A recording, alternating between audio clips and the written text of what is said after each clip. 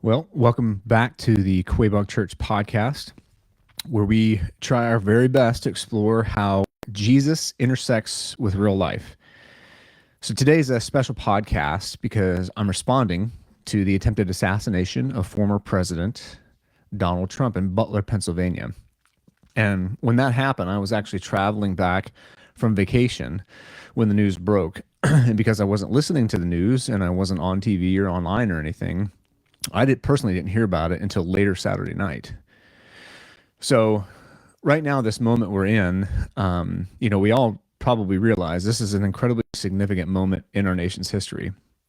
Thankfully, this kind of thing doesn't happen very often, and it's very unnerving, rightly so, when it does.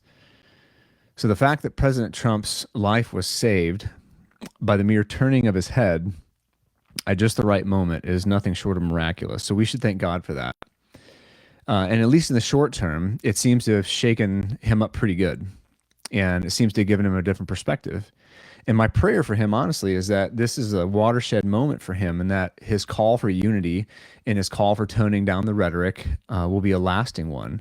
I really do pray that. I think it is a significant and important moment right now that we can take advantage of.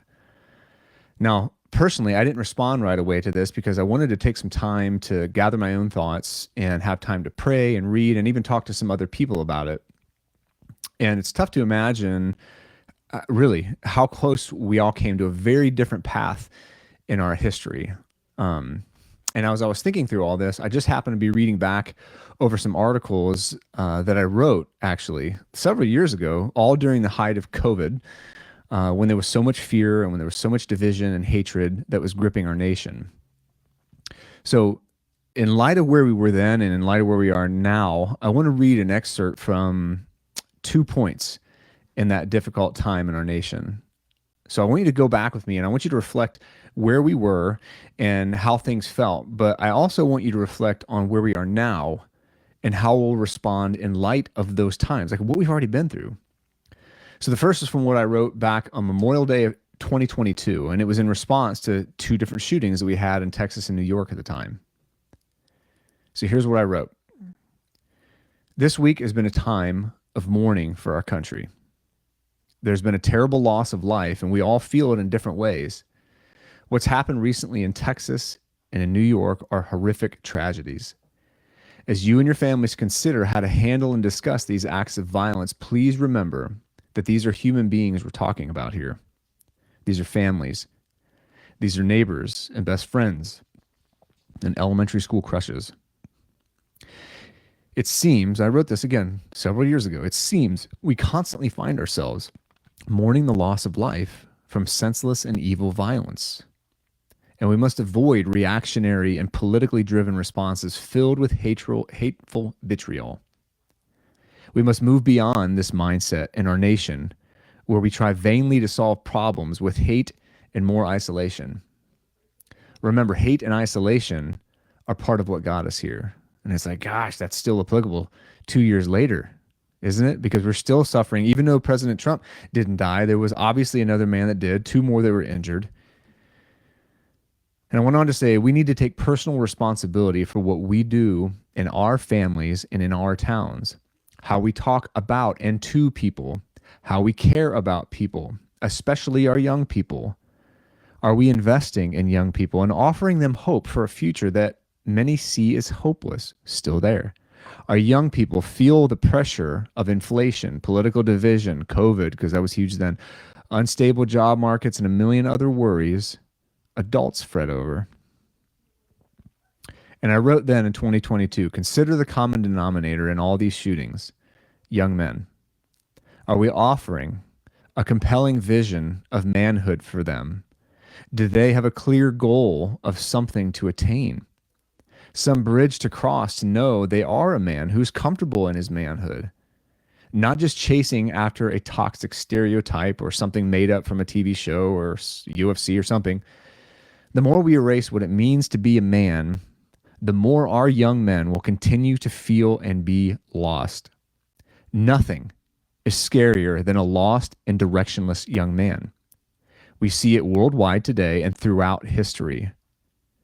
Rather than erasing manhood or letting violent video games and a screen raise them, let's paint a picture worthy of emulating, a picture full of humility, service, courage, hard work, and resilience. A picture full of purpose, hope, and meaning. Let's give them a vision of what it looks like to belong and contribute in meaningful ways. I wrote that in 2022. And does it still ring true? I think it does. Now let's go back even further to 2020 when it felt like the country was on fire, because it literally and actually was. Remember how intense and oftentimes scary it was in 2022? I mean, it was insane. Cities across America were ablaze with fire because of crime, because of racial tensions, again, COVID mandates, and everything else that was going on. I mean, fear truly gripped our nation back then. So going back in time even further, back to 2020, here's a short excerpt from an article I wrote on May 30th of that year entitled, "What's the Appropriate Response to This?" And this is like everything that was happening. So I asked, what is the appropriate response to what's happening in our country right now? How do we approach the injustice, pain, and fear gripping our nation? We could write it off and pretend nothing's happening. We could jump to the wrong conclusions, and we might even get angry and blame things on the media. We could jump on social media and blast people who oppose our thinking. We could just make excuses. But then I asked back in 2020, would any of those be helpful? And I answered, no, they would not. And I went on to write this. We have an excellent opportunity to be agents of change right now. We are at a pivotal point in our great nation's history. Our grandkids will sit in classrooms and learn about how we as a nation handled a pandemic, economic crisis, and racial injustice. They'll either commend and thank us for the example set, or they'll be forced to learn from our mistakes. I think the same is still true here 4 years later. I went on to say, we as a nation must see the imperative to do the right thing on an individual level. Change on a grandiose scale always starts with someone and something as small as a mustard seed. Again, it must begin with the individual. That's you and that's me. But what can we do, I asked in 2020? What specific thing can we take part in to make change a reality? We can post the truth. We can post hope. We can post facts. Don't post hateful rhetoric or conspiracy theories. Watch what you say and how you say it. Before you react, relate. Speak truth, not hate, and don't speak truth hatefully. Take little steps that can turn into giant leaps. Get creative with your kids, friends, and relatives. That was 2020. And I went on to say, to my fellow Christians, I say this. The people of Jesus have been at the forefront of countless movements that have changed the course of human history, giving peace, love, and justice to those who had never known it. That's just a reality. That's fact. And then I said, let us go and do likewise. That was from 2020, and it still rings pretty true today in 2024, I think. I mean, don't you? So let's fast forward to today. I wonder, did we learn anything from those very difficult times? I mean, that was shared history for us as Americans. And will that in any way help us through this difficult point in our shared history? And time is going to tell, won't it? So it's interesting for me to look back and reflect on how I felt during some of those very real challenges that we walked through together as a nation. And when I consider the hope I had back then for our country, and how I held on to that hope during those tumultuous times, I realized that I still stubbornly hold on to that same hope. But I also know that we must take personal responsibility, personal ownership, each one of us, for how we talk to and about people, and then by extension, how we treat those people. We've got to stop getting sucked into the toxicity that online culture has so thoroughly bred into us. We must start treating people, like they were made in the image of God kind of thing. And we can't just use them as a foil to us, as like in this saga that's all about us.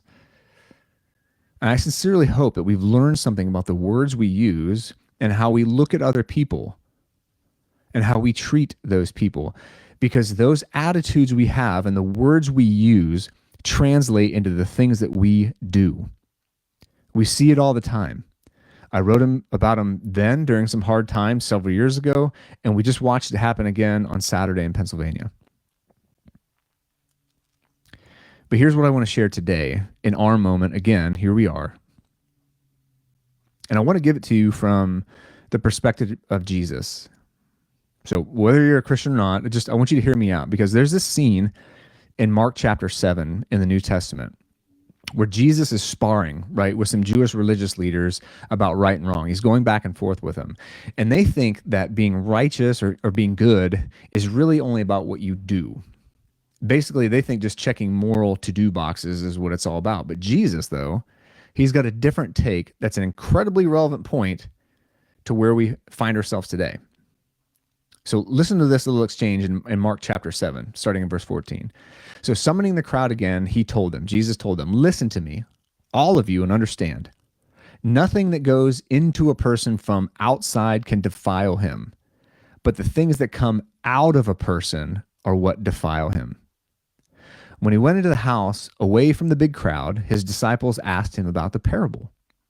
So in verse 18, Jesus said to them, he's like, are you also lacking in understanding? Don't you realize, my disciples, don't you realize that nothing good goes into a person from the outside can defile him? For it doesn't go into his heart, but into the stomach and is eliminated, right? It just passes through. It's just food. Thus he declared all foods clean. And he said, what comes out of a person is what defiles him.